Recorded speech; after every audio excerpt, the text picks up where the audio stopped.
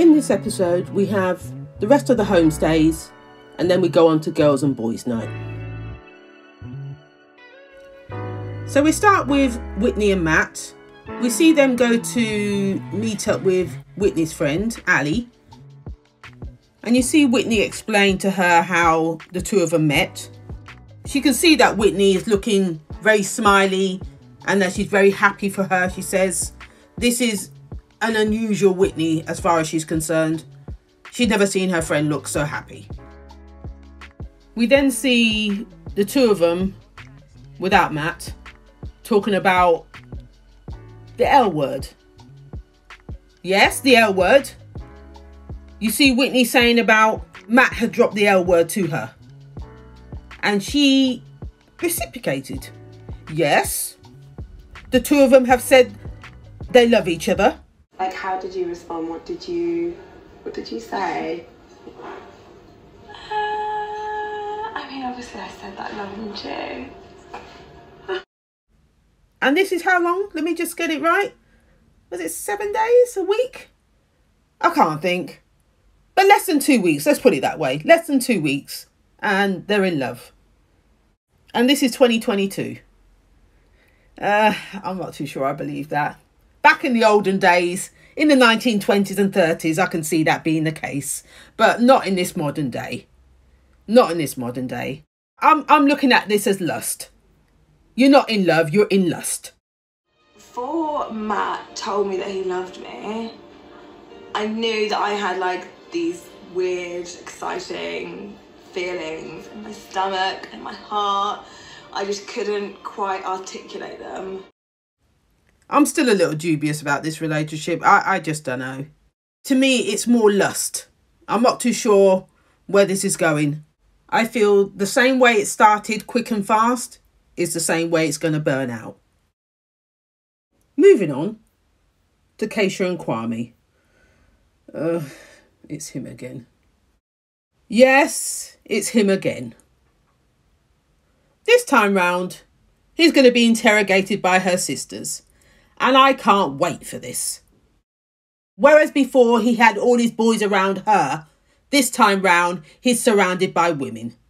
And these ladies are not messing. We know that. We saw that at the wedding reception. They're not messing. So this one I want to see. You could see him trembling already. You could see him trembling. He was getting nervous. His mouth was dry. And when we saw him talking to the camera, he turned around and said he is scared.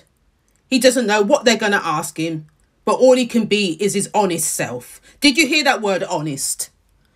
He hasn't got an honest bone in his body. This guy is a confounded liar. With a trickle of truth in there, he's that guy. Anyway, let me continue. So we saw Keisha's sisters turn up. Everybody introduced themselves, got themselves settled. And then you heard Keisha say, family plays a big part when it comes to marriage. I don't think he got that memo. Family plays a big part when it comes to marriage. Let me explain it in layman's terms for you. I need to know where you're from, how you grew, your family, what neighbourhood you live in, how you live, what do you do for a living. I want to know all of that. Plus, I need to know whether both sides are going to get on. As in family. Do we connect? You know everything you need to know about Keisha. She knows nada about you.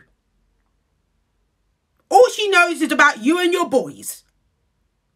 Nothing about your kids, your sister, your mum and dad, the uncles and aunties, nada.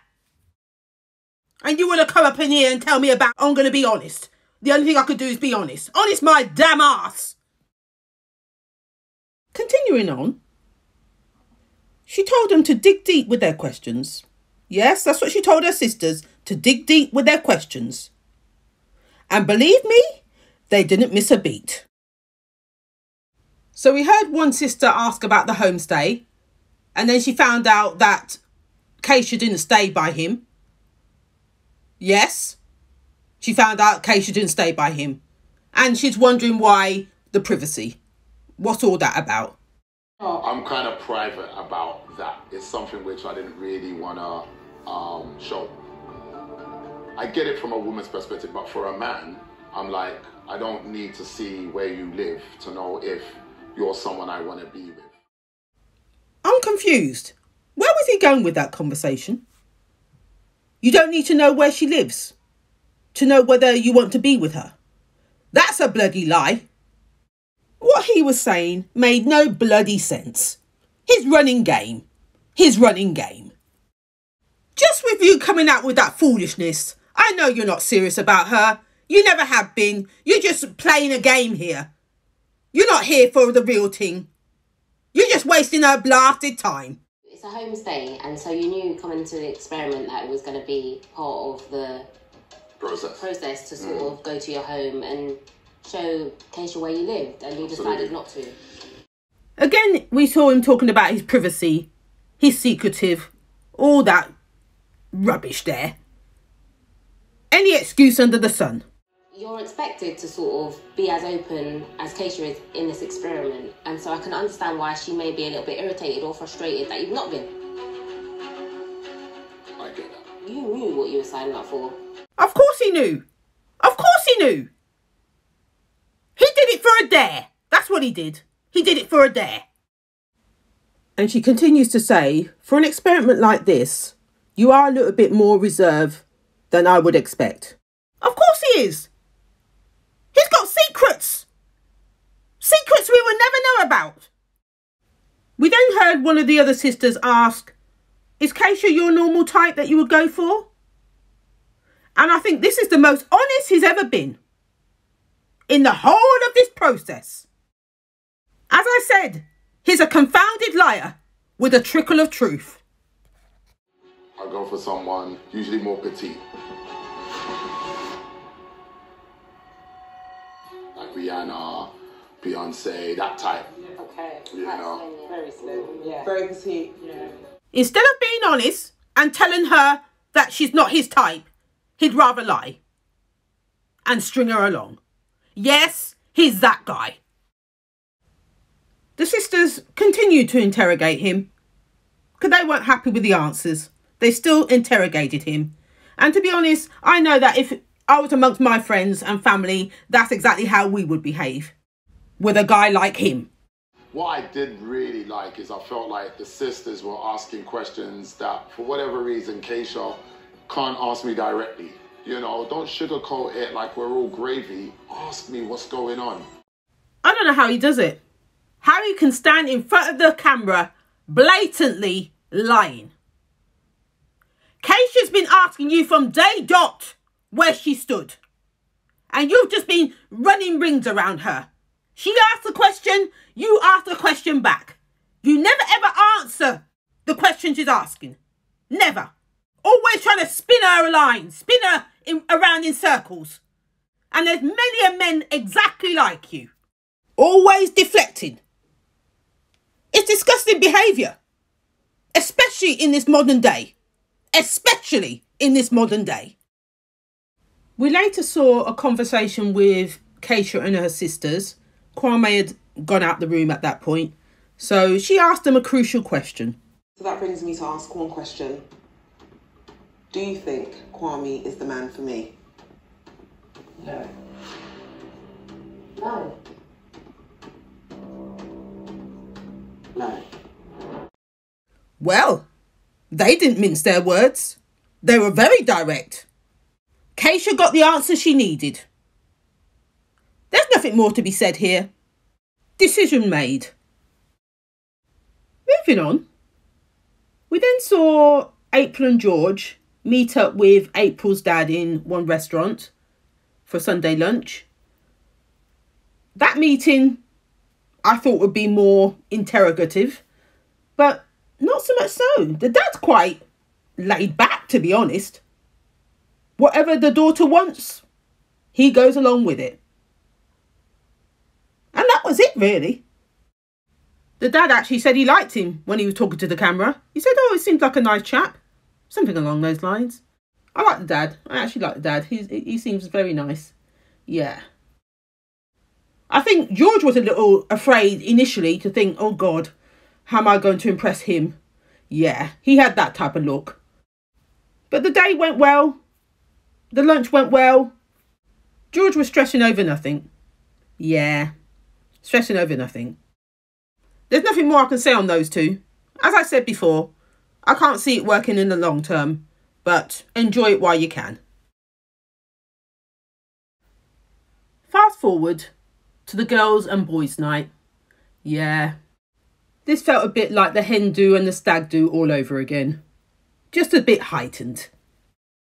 So we saw all the girls together, having a discussion about their homestay. The same again with the boys.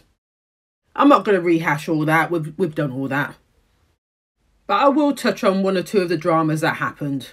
As usual, there's always drama. With the same usual suspect. Thomas. Hurricane Thomas. He was telling his story about his homestay. And then someone spoke. It was Sophie. She made her point of view known. And that just set him off. That just set him off. And you know, when Thomas drinks, it's even worse. That whole thing just set him off. The poor girl didn't see it coming. Yeah, but you wouldn't know that because you've only been here 2 weeks. So what I mean is... Yeah, but I mean from the outset. No, but you wouldn't know that anyway, would you? Because you've been here 5 minutes. So, Thomas... Don't come for me. Wait a minute. Thomas had only just begun. We know he was upset about the homestay, so yeah. It wasn't even about Sophie. He was just very sensitive. I know it's hard, so, but just leave it. If you say something to me, I'm going to say something about your husband. All right, Thomas, just look at me, please. Sophie, Thomas, never please. don't. Listen, I don't want to pipe up right now, please. I do not want to pipe up. As we saw, Thomas was still roaring. Hurricane Thomas was still roaring. And we saw Keisha trying to calm things down. But even with herself, she's just waiting to blow. She's just waiting to blow. Because her homestay didn't go well either. You look at me. I'm looking at you. I'm asking you the questions and I'm right now. answering your question. I don't want anyone to pipe up and tell me about Right. how I should No feel one when will. you are No not one's in a gonna position. pipe up. Comment on anyone else then. Just talk about your homestay and how. Don't comment on me then. I noticed while watching this scene, I'm looking at April's face. Her face says 1,000 words. She looks petrified. Even though she's amongst people and friends, she looks petrified just watching Thomas interact with everyone. Oh, this girl's got a nervous disposition. I don't know what it is, but she does. Whenever she's around him, in his presence, she just wants to burst out crying. Yeah, that's what I see. All right, guys, please, for now. You're a liar. For now. That's what you are. You're a liar and you're an adulterer. And he still hadn't finished. Yeah. Thomas was on one. He was on one. Now it was Whitney's turn. But with Whitney, what I like about her, she doesn't flinch. She's saying, come for me. Just you try it. Come for me. Because she gives as good as she gets. Yeah. That's one good thing I can say about Whitney. She gives as good as she gets. But as we know, Thomas hadn't finished. You, or you. I don't like you. I find you absolutely fake. I find your relationships fake. I love you so much and goodbye. Whitney, you are a fraud. Bye-bye, bitch. You are a basic bitch and that's all you'll ever be. Ouch. Thomas. Thomas. There's no stopping Thomas. The hurricane has left the building. It's left a whole heap of devastation behind it. Dear. I don't know what it is with Thomas. It's not every time. To be honest, I'm glad it's gone. And so was everybody else. Did you not see the mood shift when he left? Everybody was laughing, much lighter in their mood. Yeah, the energy changed, which was a good thing. We then saw the ladies play a game of Never Have I Ever. Yeah, that was it. That was actually quite funny, actually. A few of the questions that were thrown out there were quite funny. So, yeah, so they played that game. We also saw the guys do exactly the same thing. And over that side, I remember a question that was asked about, has anyone ever cheated on their partner? Yeah, that was it. And we saw Matt take a swig of his drink. And then we also saw Kwame do the same. Why am I not surprised about Kwame? Why am I not surprised about Kwame? That didn't shock me, not in the slightest. But we didn't hear the story about that one. But we heard Matt's story. Matt said he was 21 when he cheated on his partner. And he's never cheated since. But then someone made a sly comment about, but hang on, but weren't you married to Gemma? Didn't you cheat then? Yeah. Yeah. Yeah. I don't even know how to answer that one.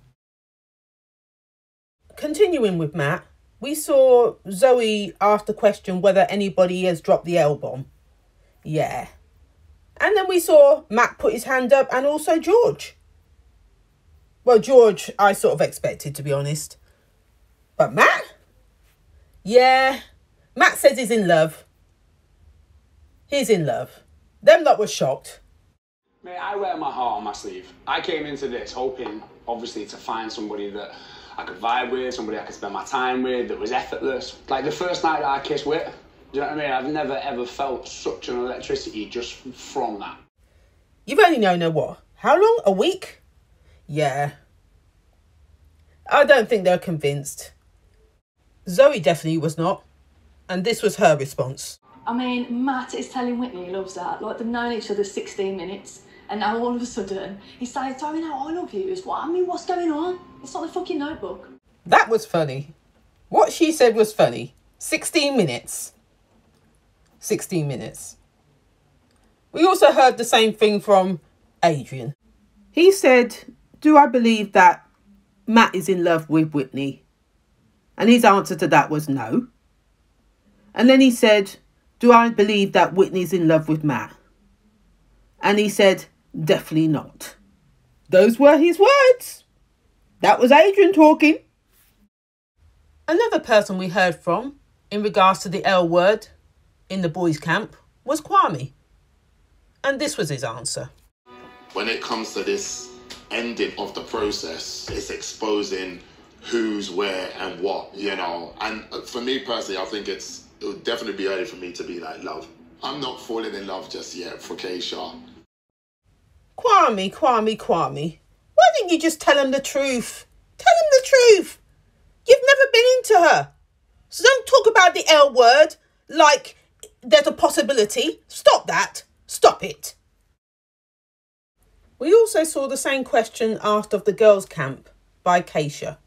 Has anyone said the L word? And then we saw, what's her name? Whitney. Say yes. Everybody's looking at her to say, Whitney? Especially Shanita. She was making all the faces. She too was thinking, how can you be in love with somebody in just a week? Doesn't make any sense. But then we saw Whitney explain herself in a way as in, we're with each other 24/7 in this experiment. So it's slightly different to being on the outside where you probably see each other once every 2 weeks. With Whitney saying that, Shanita's point of view changed just slightly. She said, I'll give you that. But at the same time, when she was talking to the camera, she's still saying, but it's early days, I don't get it. Who falls in love with somebody within a week? She's still saying the same thing, though. She's not convinced. No, she's not convinced.